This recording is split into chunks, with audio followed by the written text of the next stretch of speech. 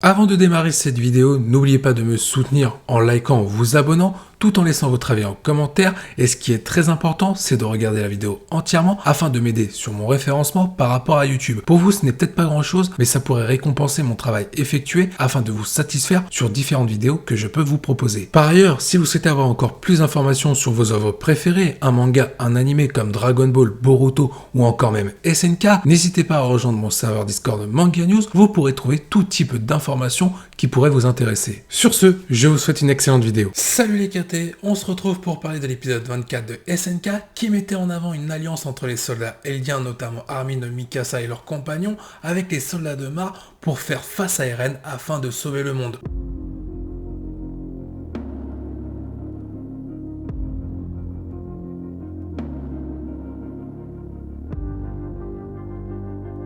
Cet épisode va nous présenter dans un premier temps l'état du caporal Levi après son combat face à Seigle, et il va révéler à Hensi qu'il a fait une erreur face à Seigle.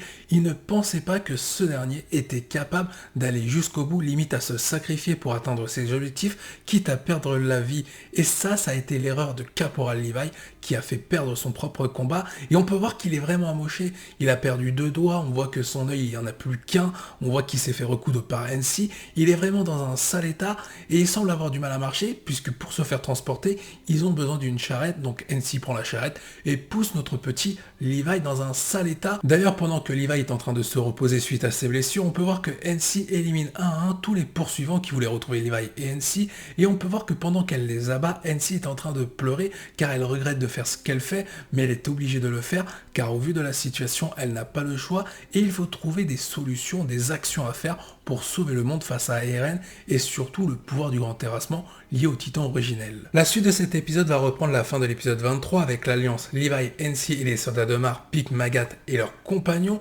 afin de sauver le monde. On va avoir un Levi qui veut éliminer quoi qu'il arrive le personnage de Seigle. Les personnages de Mar vont demander Yelena pour cette collaboration, donc cette alliance, mais ils veulent surtout contrecarrer les plans de Seigle, mais surtout maintenant ceux de Eren qui s'est emparé du pouvoir du titan originel, comme je l'ai dit il y a quelques instants. Mais pendant que ce plan dans l'ombre est en train de s'exécuter au fur et à mesure, et on va voir que ce plan arrive à son paroxysme en fin d'épisode 24, et ben il va se passer d'autres choses. On va retrouver le personnage de Connie avec Falco, et Connie veut toujours livrer Falco à sa mère transformée en titan pour qu'elle retrouve sa taille en forme humaine. Mais Connie va commencer à hésiter, à avoir des regrets par rapport à l'action qu'il doit faire, et on peut voir que ses émotions sont affectées par rapport à la mort de Sacha, car il ne sait pas quoi faire en réalité.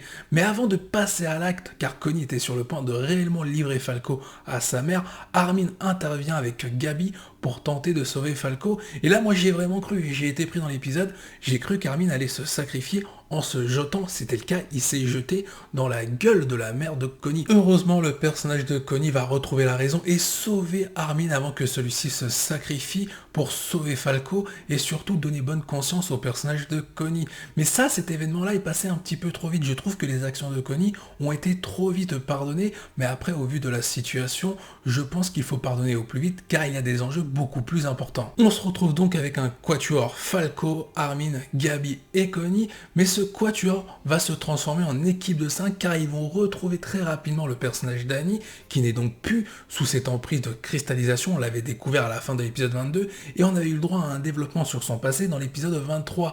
Mais j'ai trouvé que les retrouvailles entre Armin et notamment Annie sont passées un petit peu trop vite dans cet épisode 24 lorsqu'ils ont retrouvé Annie. Moi je trouve que par rapport à ce qu'a fait Annie et aussi son nouveau développement qui a été effectué dans l'épisode 23 par rapport à son passé et le fait qu'on redécouvre ce personnage de façon beaucoup plus ouverte à l'égard de ses anciens camarades, j'ai trouvé ça un petit peu trop expéditif, ça n'a pas été assez développé à mon sens de ce côté-là, on est passé directement à d'autres informations par la suite dans cet épisode.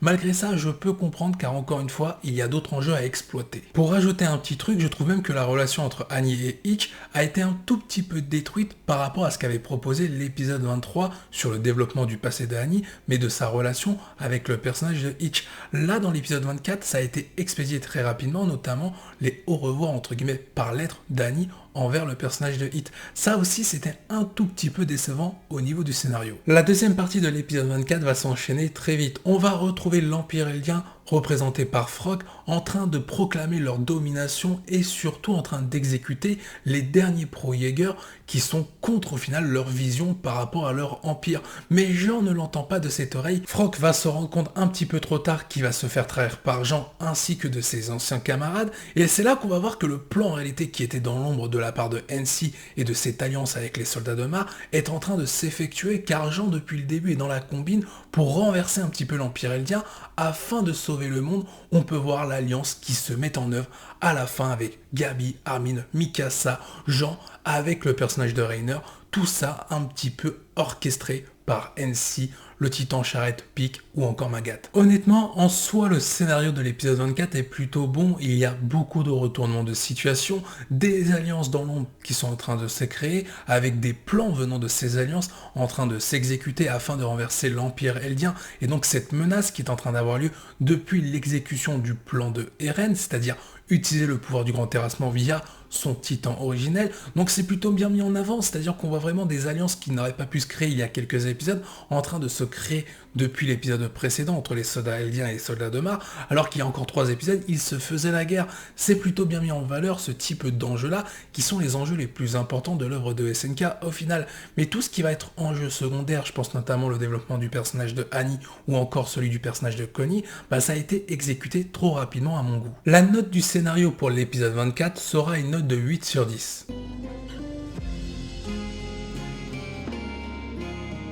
Commençons par parler de l'animation de cet épisode dans sa globalité, et on s'est retrouvé avec une animation semi-dynamique évolutive, c'est-à-dire qu'on a mis au tout début en avant le scénario avant de mettre en avant les actions qui allaient très très vite, donc il fallait une animation dynamique pour faire cela, d'où les scènes qui ont été rushées pour terminer les enjeux concernant le personnage d'Annie et le personnage de Connie. Donc de ce côté-là, c'est compréhensible la mise en avant de cette animation pour mettre en avant le scénario. Le côté dynamisme a été hyper bien respecté et c'était vraiment prenant l'épisode à partir de la deuxième partie lorsque le plan dans l'ombre commençait à se mettre en lumière et en train de s'exécuter. En tout cas, on a vraiment senti la différence de changement d'animation à partir du moment où Jean a trahi Frog par rapport à l'Empire Eldien.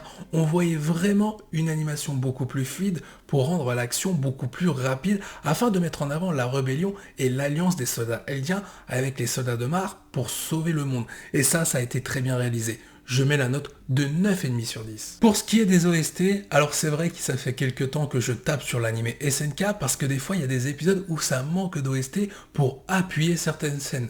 Mais là dans cet épisode 24, je dis banco, les OST utilisés sont très bien dosés, bien réalisés et très bien choisis pour chaque scène. Il y a assez d'OST dans cet épisode pour rendre un épisode vivant et surtout prenant de A à Z avec cette seconde partie qui était vraiment enthousiasmante et surtout hyper dynamique. Sur ce coup-là, je n'ai rien à dire, c'était parfait, c'est un 10 sur 10, ça fait plaisir d'entendre des OST qu'on n'entend pas souvent et surtout de très bonnes OST pour de très bonnes scènes. Par contre, maintenant on va parler de quelque chose que je tape aussi depuis quelques temps dans l'anime SNK, c'est le design. Et là, dans la globalité de cet épisode, je suis désolé, je trouve qu'on a grandement baissé en qualité, surtout sur la seconde partie. Bizarrement, c'était assez étonnant de voir le design vraiment baisser en qualité. Les personnages en termes de design étaient hyper mal dessiné par moment, les proportions pas respectées du tout, c'était flou, les paysages lointains, c'est toujours le défaut depuis quelques temps, c'est pas précis, c'est de l'imprécision. Moi, ce qui m'a dérangé et même titillé dans cet épisode, c'est par rapport aux scènes qui nous ont été présentées, qui s'opposaient entre elles par rapport à la qualité du design. Il y avait une scène par moment où c'était plutôt bien réalisé en termes de design, mais l'autre scène d'après, ça n'allait pas du tout, et d'un coup on revenait à une scène où le design ça allait un petit peu mieux. Sauf que la différence de qualité du design, ça se voyait quand on était en haut et après on était en bas. Et cette variation, cette fluctuation en termes de qualité, si ça se voit trop, à un moment donné, ça commence à être dérangeant. Heureusement que l'animation et les OST ont été très fortes en termes de caractéristiques dans cet épisode, parce que ça peut sauver un épisode sur ce coup-là. Toutefois, il faut quand même retenir que le design dans sa globalité est plutôt correct dans l'ensemble pour un animé, surtout l'animé SNK. Mais comme je l'ai dit, c'est l'animé SNK et il est réputé pour un très bon design avec une très bonne animation.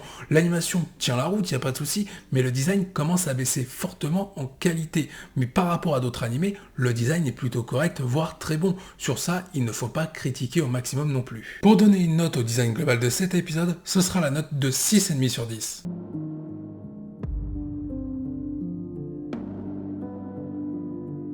Je vous remercie d'avoir suivi cette review, je vous dis à la prochaine, portez-vous bien et n'oubliez pas que la volonté du KT soit avec vous.